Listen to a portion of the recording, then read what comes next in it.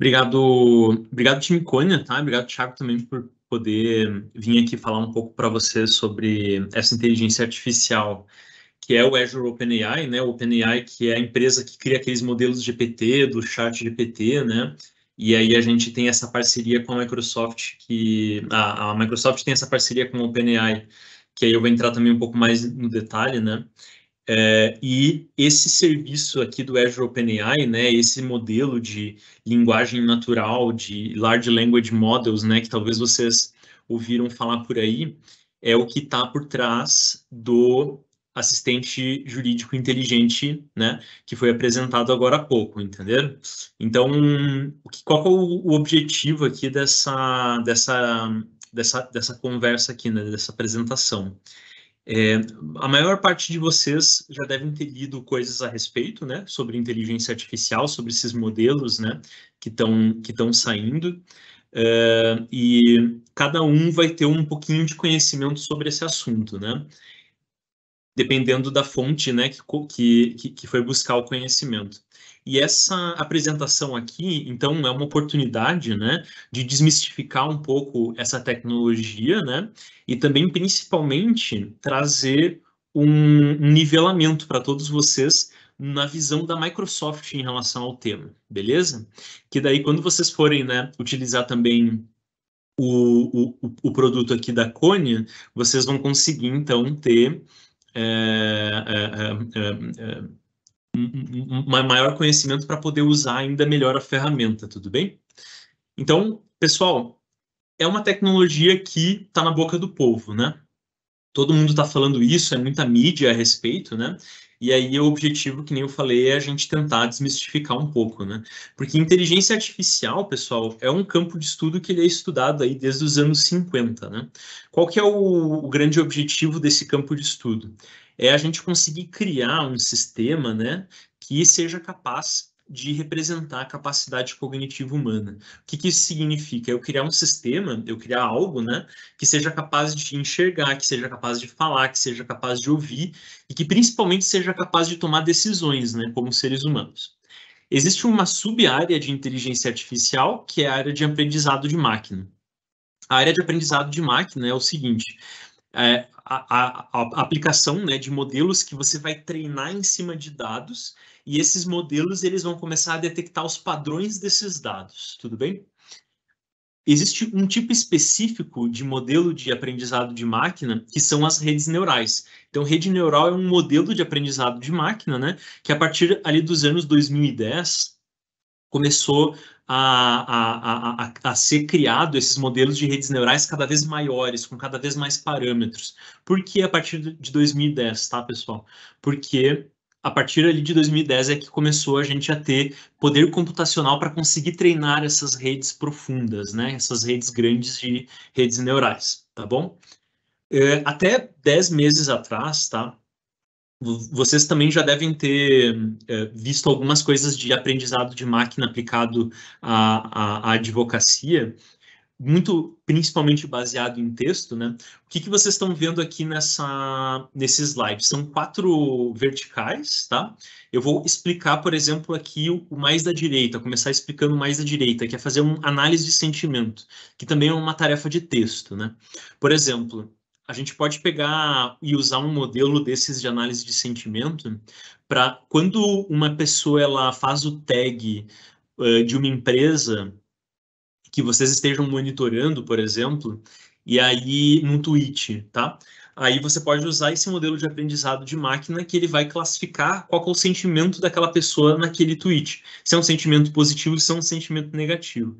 Por que fazer isso? Porque daí você consegue pegar esses tweets que deram um resultado assim com um sentimento negativo e você consegue colocar, levar esse problema, né, para uma área responsável da empresa, e aí você vai conseguir tratar, resolver esse problema da pessoa e melhorar essa experiência com o usuário, beleza? Essa seria uma aplicação aqui de um modelo de análise de sentimentos. Só que qual que é o problema, pessoal? Até 10 meses atrás, tá? A gente tinha um grande problema que é a gente tinha que treinar esses modelos, tá? Eu como cientista de dados, por exemplo, se eu tinha que treinar um modelo de análise de sentimentos, eu ia ter que pegar um dataset do Twitter, por exemplo, eu ia ter que, às vezes, anotar manualmente entre positivo e negativo cada sentimento de cada tweet, tá bom?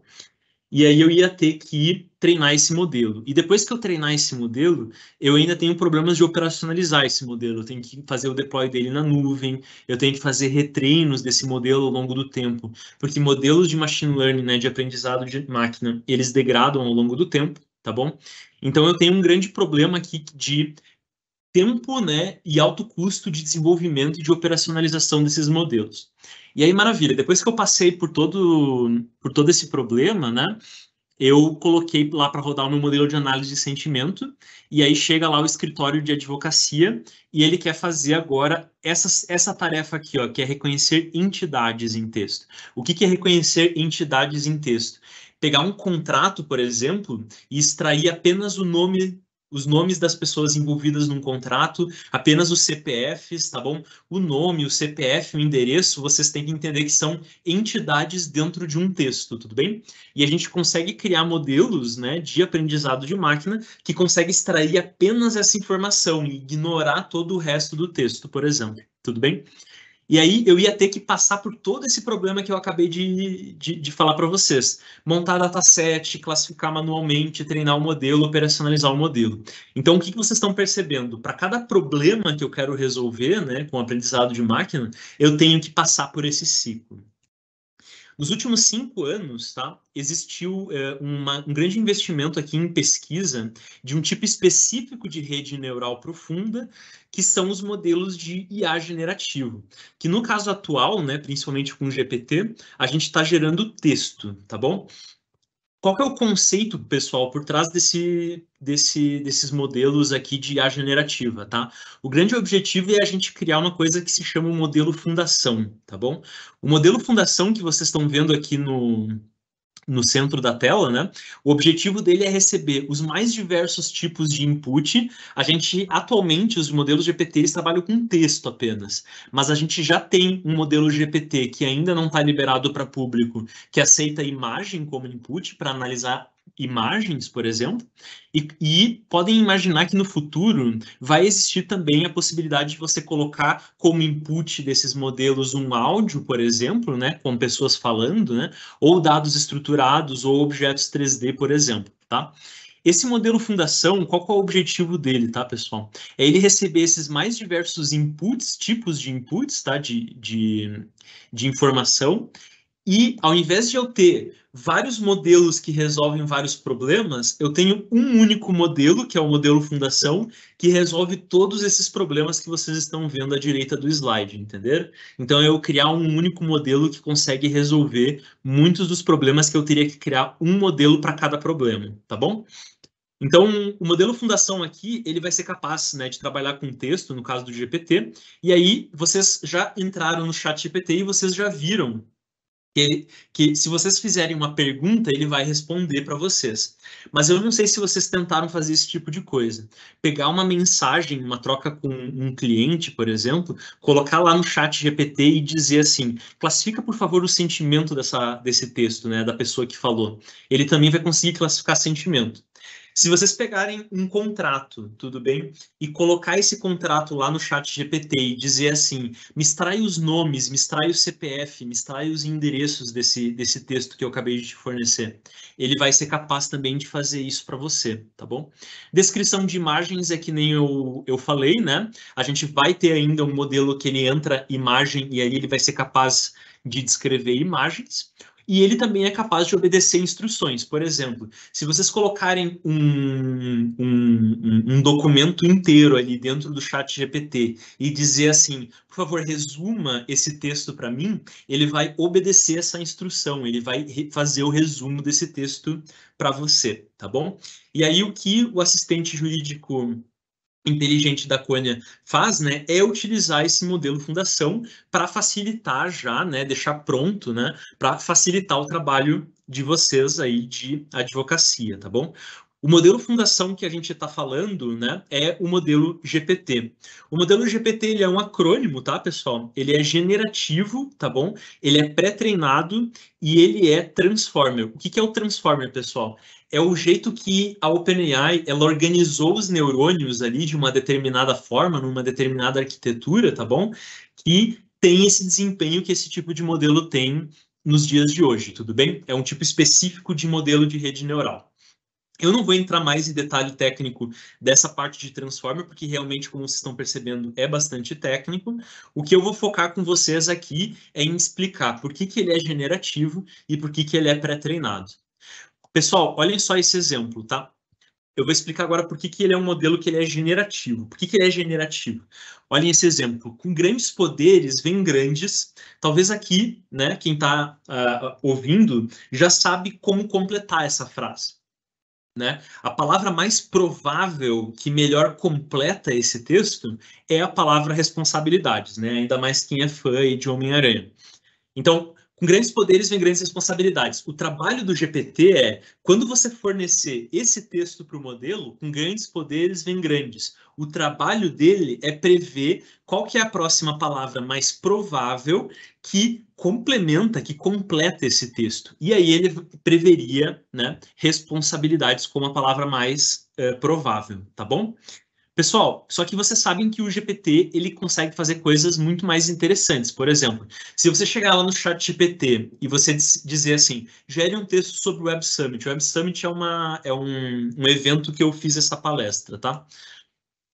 Se você chegar lá e dizer assim, ó, gere um texto sobre o Web Summit, pessoal, esse exemplo ele não tem nenhuma diferença do último slide, tudo bem? Você deu um texto e o trabalho do GPT é completar esse texto. Só que ele vai completar prevendo palavra a palavra, uma palavra por vez, tá bom? Numa sequência. E aí, no final desse processo de prever uma palavra que melhor completa o texto, gere um texto sobre o Web Summit, ele vai acabar gerando um conteúdo, tudo bem? Como resultado aqui desse processo de geração de texto, tudo bem? Então, fundamentalmente, o que eu quero explicar para vocês aqui o GPT, ele vai completar texto, ele vai prever qual que é a próxima palavra mais provável que completa o texto que você forneceu para ele, tudo bem?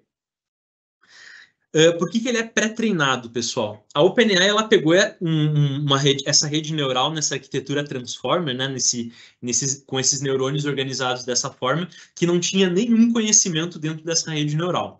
E aí eles passaram essa rede neural por um processo de treinamento em cima desse dataset que vocês estão vendo aqui, que ele se chama Common Crawl.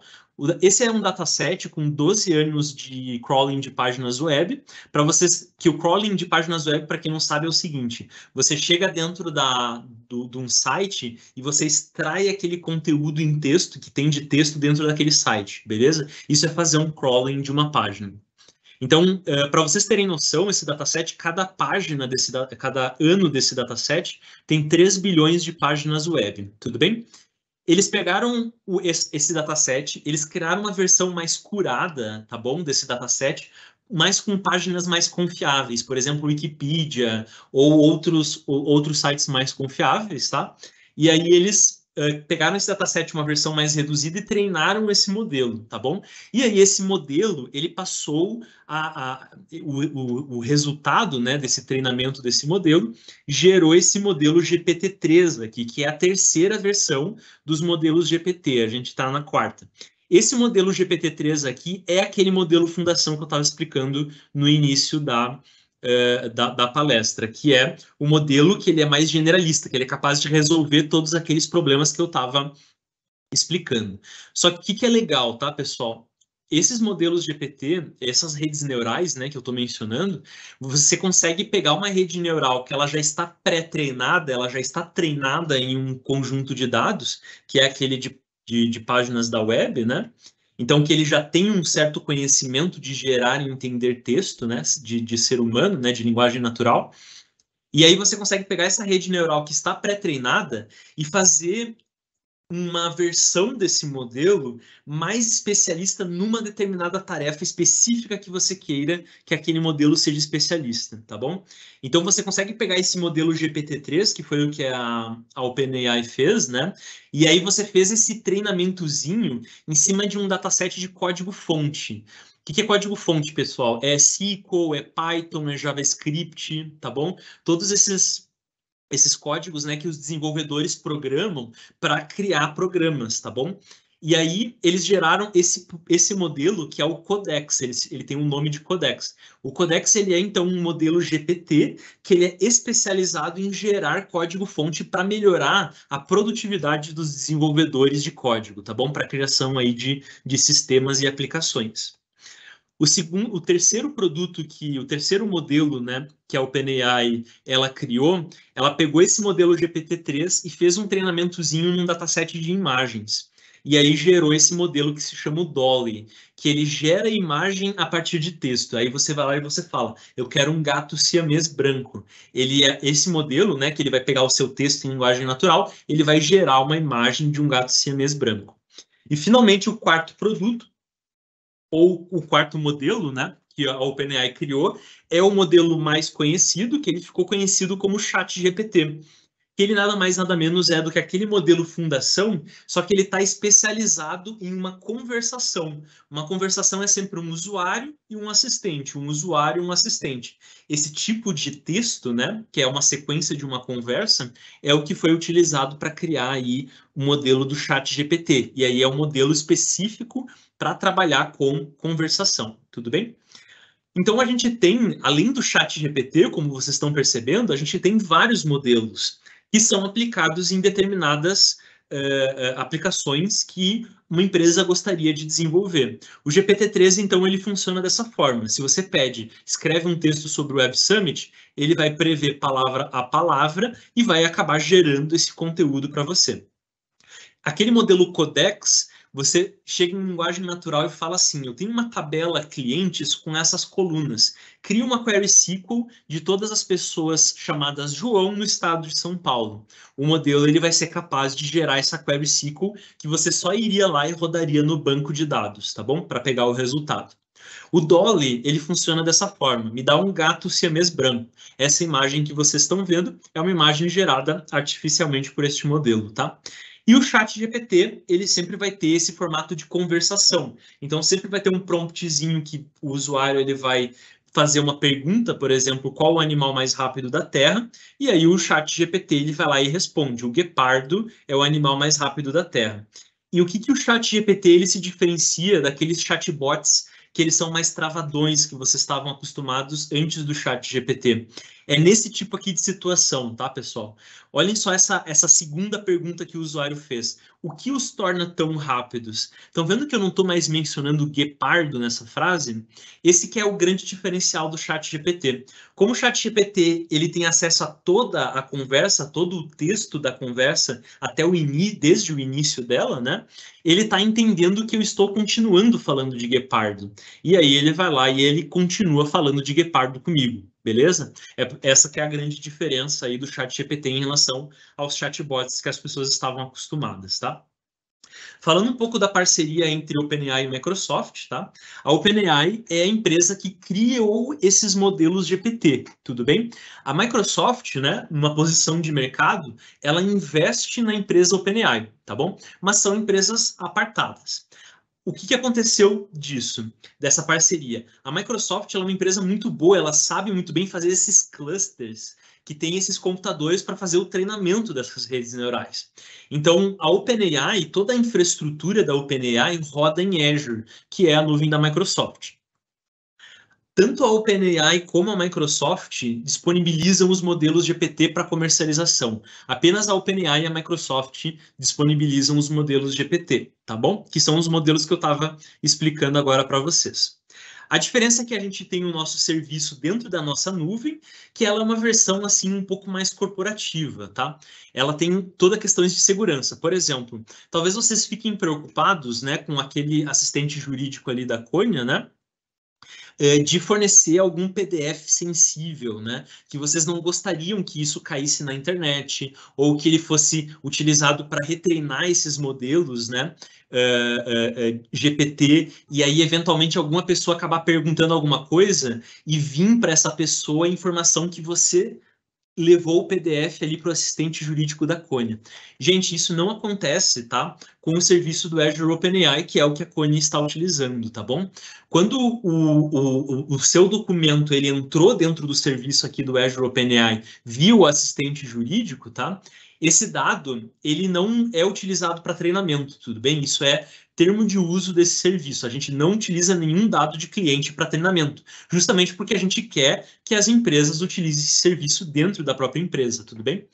A gente tem também SLA, então a gente tem garantia aí de baixa latência, né? Uma velocidade muito rápida nas respostas, tá? Além de IA responsável. Por exemplo, a gente tem um modelo, né, que ele filtra conteúdo. Se uma pessoa ela falou alguma coisa errada, não ética, não moral, por exemplo, a gente tem um modelo que ele vai barrar a execução, né, para não gerar um mal ao ser humano, por exemplo, tá bom?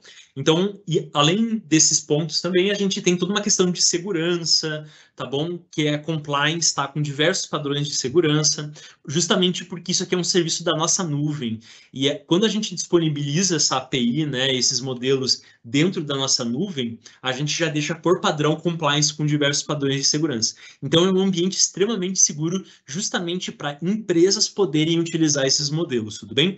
E isso é o que está por trás ali do assistente jurídico inteligente, tá? Aqui eu vou passar um pouquinho.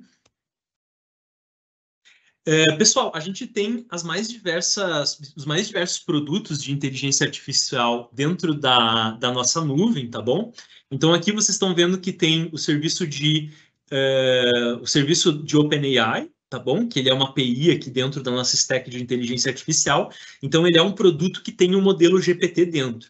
Só que a gente tem um monte de outros serviços, um monte de outros produtos que vocês estão vendo aqui nesse slide, que a gente também tem modelos rodando dentro, né, para fazer determinadas tarefas. Por exemplo, vamos supor que vocês queiram conversar em voz com o GPT. Porque o GPT, que nem eu falei para vocês, ele só aceita, por enquanto, input de texto, certo? Então, a gente tem dentro da nossa nuvem uma API que pega um áudio e transcreve para texto. Aí a gente pega esse texto e usa o OpenAI para analisar, entenderam? Esse é esse serviço aqui de speech to text.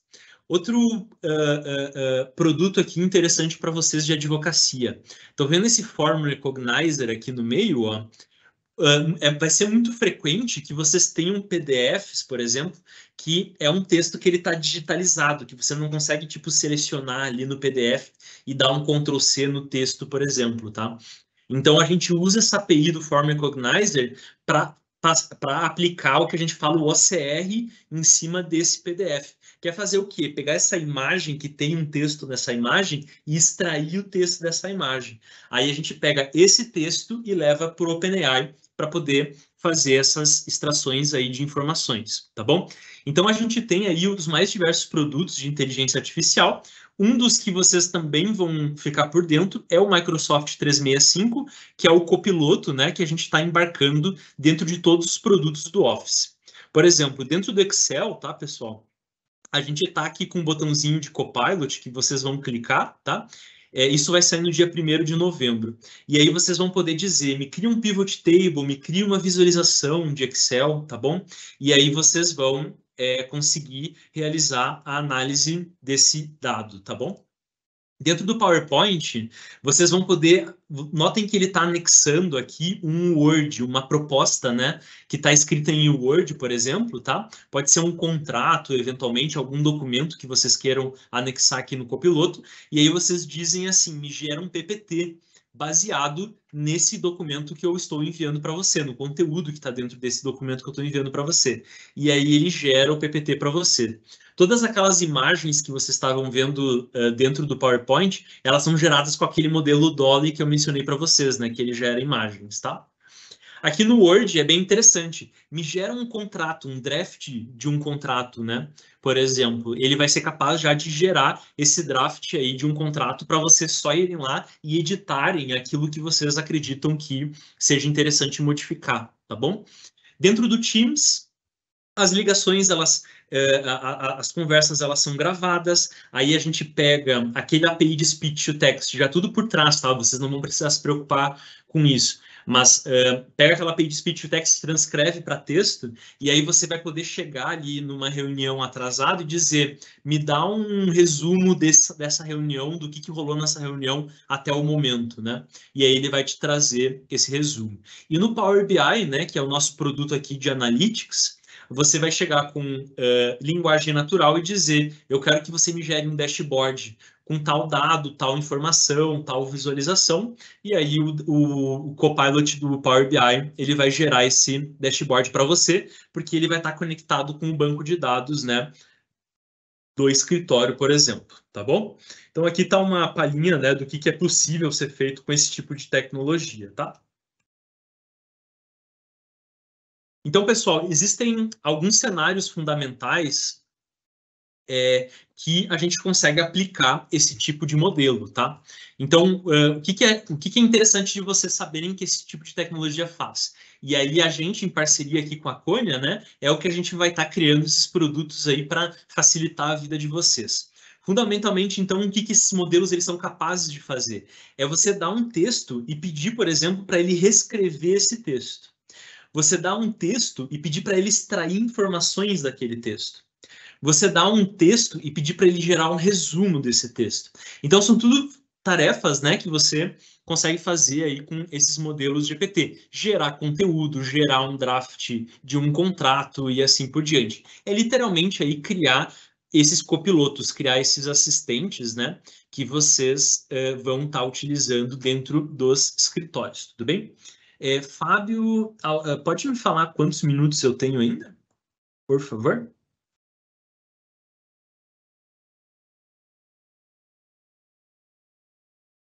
Alguém pode me dar só uma palhinha?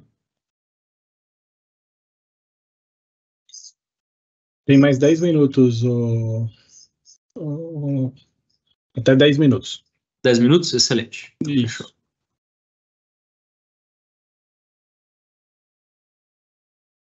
Então, beleza. Pessoal, vocês vão receber essa apresentação, tá bom?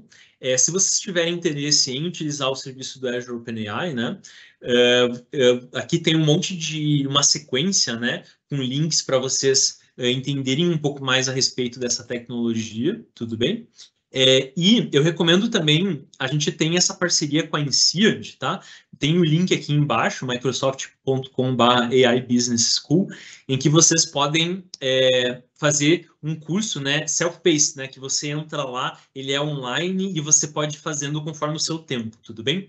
Em 6 pilares aqui, então um aprofundamento um pouco maior, né, um pouco mais focado aqui em negócios, em empresas, em aplicações, né, que vocês podem fazer com inteligência artificial, tudo bem? Então, deixa eu mostrar aqui fazer umas demonstrações aqui do que é capaz de fazer, tá bom? Então, eu tenho aqui alguns exemplos, né? Por exemplo, só para vocês pegarem aqui o que esse modelo é capaz de fazer, né? E o que já existe e o que está ainda por vir aí no assistente jurídico da Cônia, tá?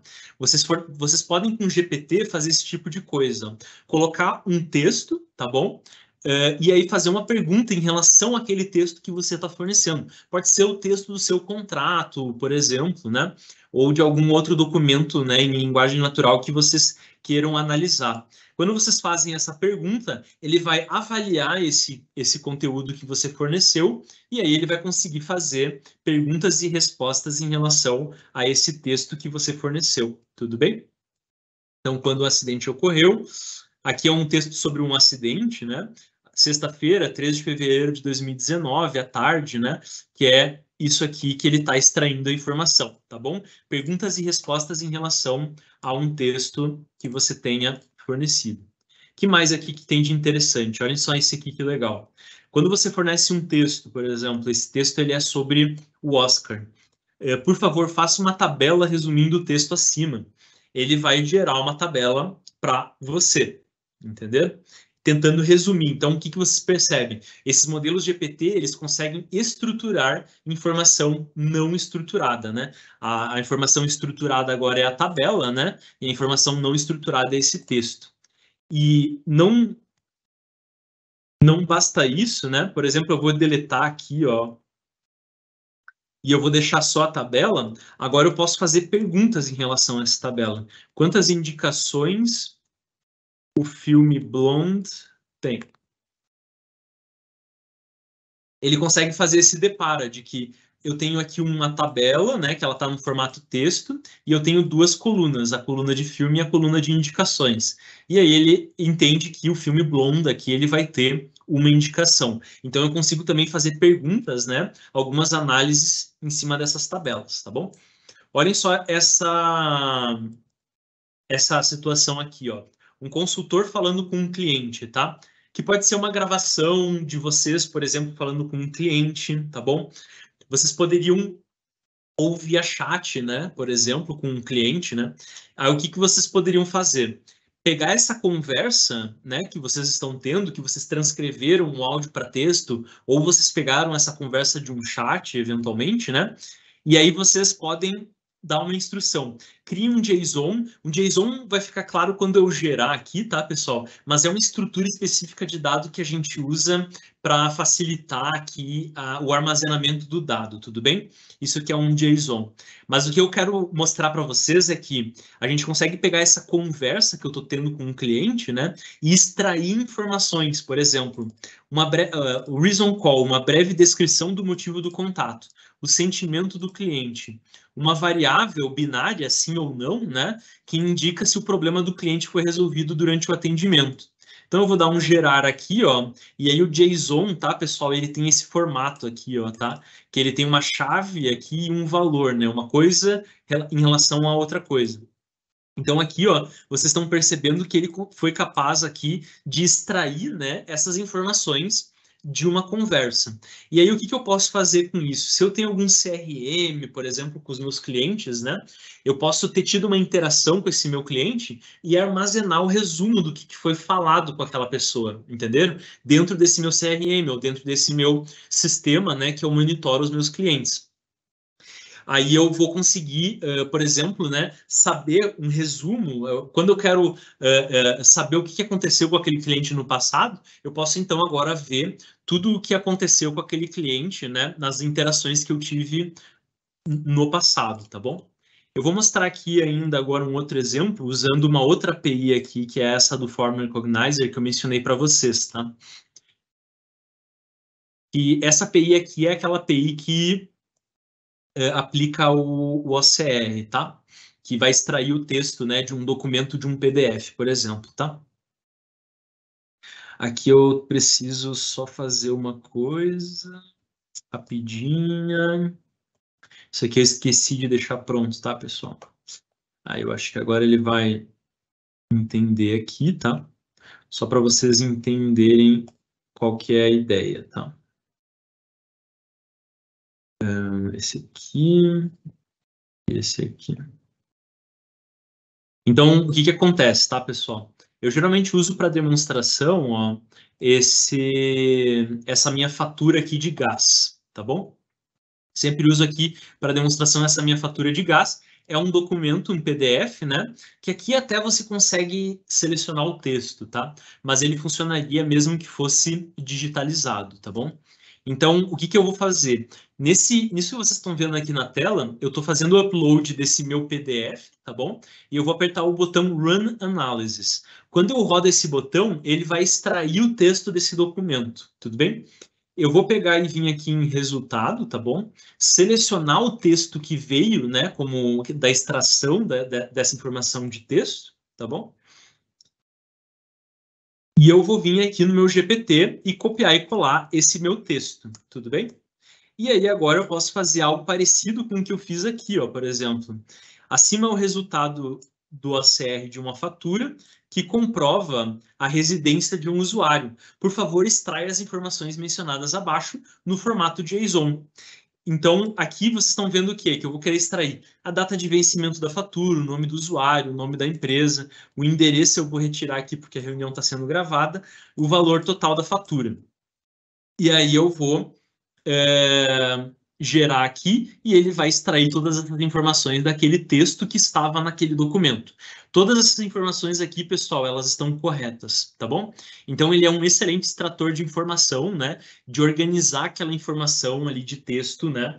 Que vocês talvez teriam que fazer manualmente, né? Quando vocês estão avaliando algum contrato, né? Ou algum documento qualquer, tá bom?